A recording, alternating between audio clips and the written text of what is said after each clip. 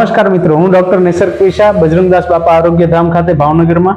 અત્યારે આપણે વાત કરશું ગોઠણમાં આવેલા સ્નાયુ જે તાણીઓ કહેવાય છે, એસીએલ અને પીસીએલ.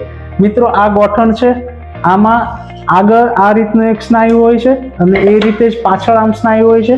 આ પીસીએલ છે, આગળનું દેખાડ્યું એ એસીએલ છે. આ બંને આ મુવમેન્ટની મેન્ટેનન્સ અલાઇનમેન્ટ માટેના સ્નાયુ છે. જો આમાંનું એક પણ તૂટી ગયું હોય તો આ મુવમેન્ટ થવાની બદલે આવી રીતે ગોઠણની મુવમેન્ટ થાય, એટલે જેને કહેવાય ઇન્સ્ટેબિલિટી. આવી થવી જોઈએ, એની કરતાં આમ થાય, જેથી કરીને ગોઠણનો ઘસારો થાય. મિત્રો, એ મિથ્યા છે કે આ ખાલી સ્પોર્ટ્સમેનને અને ખેલાડીઓને, હાઈ સ્પોર્ટ્સ એક્ટિવિટી વાળા લોકોને આ ઈજા થતી હોય છે, એવું નથી. આ બહુ કોમન ઇન્જરી છે અને જે કોઈને બી જે કોઈ ઉંમરે થતી હોય છે, ભલે યુવા અવસ્થા, વૃદ્ધાવસ્થા, પણ આ ગોઠણનો ઘસારો ખૂબ ફાસ્ટ કરી શકે છે. જો એસીએલ કે પીસીએલ ટેર હોય તો ગોઠણ એકદમ સ્પીડમાં ઘસાવા માંડતું હોય છે અને પછી રિપ્લેસમેન્ટ કરવું પડે.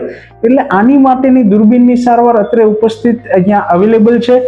તો ચોક્કસ આપ એસીએલ માટે, રિકન્સ્ટ્રક્શન માટે, આર્થ્રોસ્કોપીની સારવાર માટે બજરંગદાસ બાપા આરોગ્ય ધામ ખાતે ભાવનગરમાં ડોક્ટર નિસર્ગ પીસાની અવશ્ય મુલાકાત લે. Thank you.